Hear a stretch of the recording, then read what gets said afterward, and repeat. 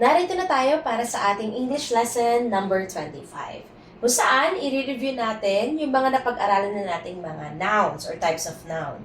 So, dito, napag-aralan natin yung pinagkaiba o yung main types of noun, which are the common noun and the proper noun. Ang pinagkaiba ng common noun and proper noun, kung natatandaan ninyo, ang common noun ay yung mga pangkaraniwang katawagan o yung mga common na tawag sa mga bagay-bagay. While yung proper noun naman ay nagpapakita ng property o pagmamayari. Halimbawa, kapag nakakita ka ng tao, kunyari ay babae, tinatawag mo siyang ate, miss, ma'am, 'di ba? Sir. Kasi yun yung mga common na katawagan natin para matawag yung isang bagay. O kaya naman nakakita ka ng bagong sapatos ng kaibigan mo.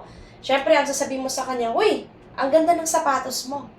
Kasi yung salitang sapatos ay common na nating katawagan o tinatawag sa ganung bagay. Pero pag sinabi nating proper noun, yung sinabi mo kaninang sapatos, dahil sabi natin ang proper noun ay nagpapakita ng property, hindi man na siya, ang proper noun, hindi na siya yung shoes o yung sapatos lang. May pagpapakita na siya ng pagmamayari o may pangalan na siya. Kaya kapag yung sapatos na yon ay pinangalanan natin o inalam natin kung anong pangalan, halimbawa ang sapatos na yon, ang gumawa niyan ay halimbawa ay Adidas or Fila. Ayan. Halimbawa ay Fila ang gumawa o yung brand ng sapatos na yan. Diyan na pumapasok si proper noun. Bakit? Kasi binigyan mo siya ng pagmamayaring pangalan. May pangalan na yung sapatos na yun. Ulitin natin, ang common noun ay yung mga common na mga salita. At ang proper noun naman ay yung mga pangalang may nagpapakita ng pagmamayari. Okay? Ang hint dyan, madalas ang common noun ay mga small letter ang unahan nila. While ang proper noun, nagsisimula siya palagi sa capital letter. Kasi pangalan siyang may pagmamayari. Okay? O may nagmamayaring pangalan. Okay? Ngayon, dito na tayo sa special types. Meron tayong abstract, concrete, mass, count, uninflected collective compound, all-time singular, all-time plural. At itong lahat na to ay napag-aralan natin sa ating mga lessons. Okay? Dito, napag-aralan natin yung abstract and concrete. Ano ba yung abstract? Ang abstract ay yung mga hindi natin nadadama ng 5 senses natin. Hindi natin nakikita, hindi natin naaamoy, hindi natin natitikman, hindi natin naririnig, hindi natin nahahawakan. Ang abstract noun ay madalas yung mga bagay na yon na hindi natin nararamdaman. Halimbawa ay March. Yung March, alam natin na ngayong buwan na to ay March. Pero, hindi nga lang natin siya makita o mahawakan yung salitang March. Basta alam lang natin na ang idea na to, ang buwan na to ay March. While yung concrete, lahat ng mga nakikita mo o naaamoy mo, yan ay concrete. Halimbawa, yung books, yung fan, yung table, yan. Yan ang concrete. Pag sinabi naman natin mass noun, ang mass noun naman, ito naman yung mga hindi nabibilang. Halimbawa, yung water, yung count noun naman nabibilang. So, magkaiba sila. Ang hint naman dito sa mass noun and count noun, ang mass noun, madalas yan ay yung mga salita, halimbawa water, hindi natin yan, mass noun siya. Bakit? Kasi hindi siya pwedeng lagyan ng S sa dulo. For example, 3 cups of waters. Hindi siya pwedeng lagyan ng S. Okay? Yung count noun naman, yung mga pwedeng gawing plural o pwedeng lagyan ng S. Halimbawa, chair. Kapag pangmaramihan, gagawin mo siyang chairs. So, pwede ba natin siyang palitan or gawing pangmarami? Pwede. So, yan ay considered as count noun. Ano pa? Child. Pwede ba siyang gawing pangmaramihan? Pwede. Pwede siyang children. So, ito ay agad-agad na count noun. Okay? Yan ang hint natin sa mass noun and count noun. Kaya kapag yung salita ay hindi pwedeng gawing plural, halimbawa, yung vinegar. Pwede ba itong gawing pangmaramihan? Gawing vinegars? 3 vinegars? Hindi. Kaya ito ay mass noun. Dito na tayo sa uninflected nouns. Ang uninflected nouns naman, ito naman yung mga pangalan o mga salita na hindi pwedeng baguhin ng spelling. O hindi mo siya pwedeng baguhin. Basta kung anong salita niya, yun na siya. Halimbawa nito ay yung sheep o yung mga tupa. Kapag tatlong sheep, hindi mo lalagyan ng S sa dulo. Bakit? Ito ay uninflected noun. Kaya, hindi pwedeng lagyan ng S. Kahit tatlo pa yan or isa lang yan, bawal lagyan ng S. Kung ano siya, kung ano yung salita niya, o ano yung pangalan niya, o kung ano yung gamit niyang salita, sheep, one sheep, three sheep, yan ay, mapa-singular plural, yan ay sheep pa rin. Hindi pwedeng gawing sheeps. Okay? Collective and compound naman, ang collective, ito yung mga pangalan ng mga salita na iisa sa salita pero marami silang miyembro. Halimbawa nito, yung family.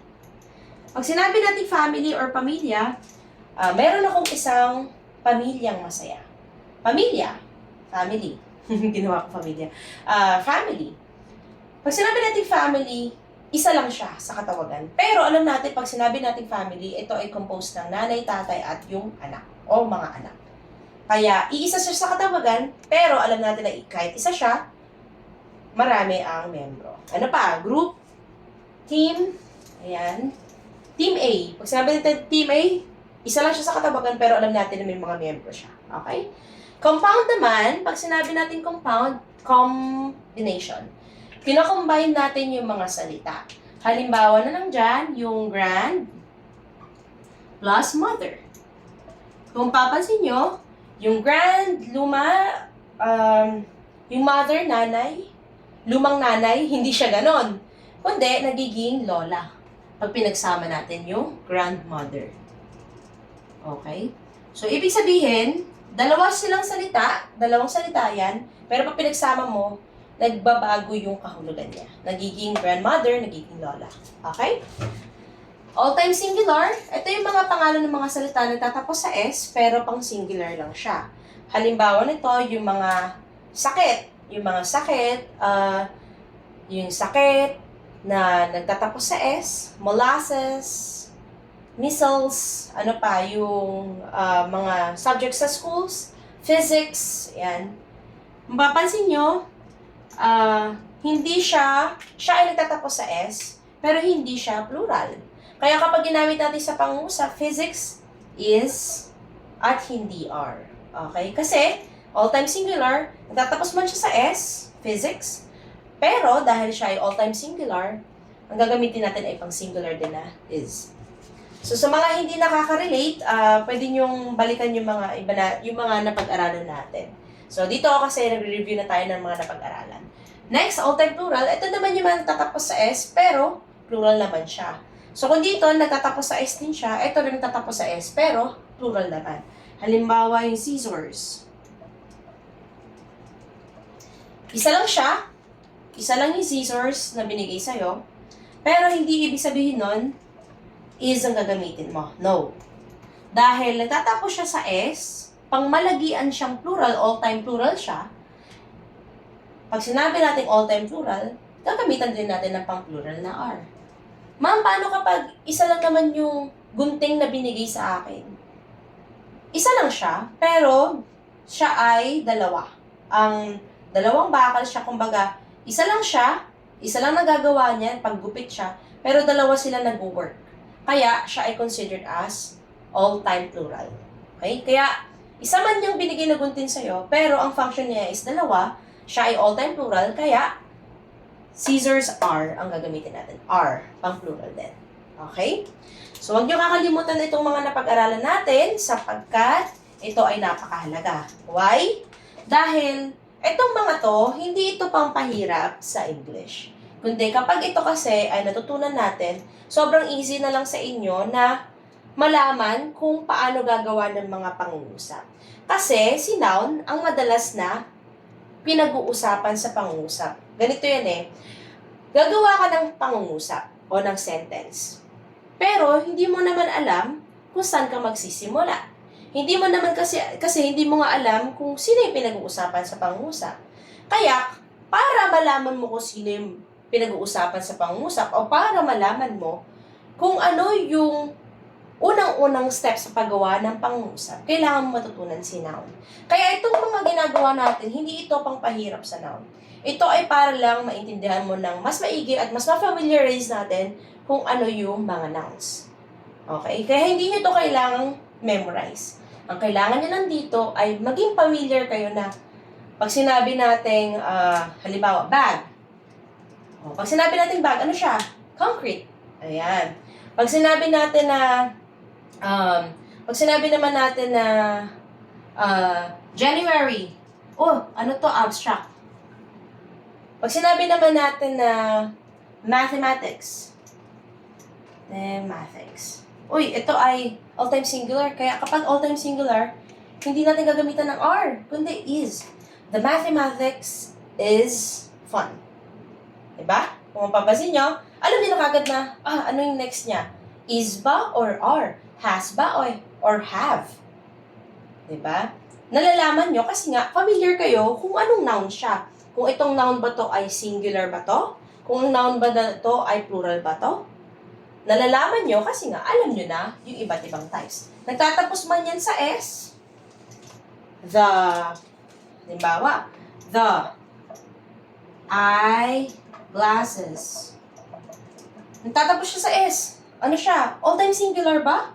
Hindi. All-time plural. Bakit? Siya ay eyeglasses.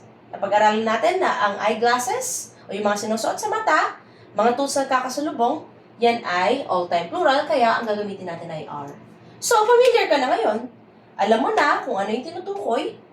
Alam mo na rin kung anong gagamitin mong sunod sa pangungusap. Is ba or are? Are ang gagamitin dyan. Kaya, pinag-aaralan natin tong mga special types, yung main types, o yung types of the noun. Okay?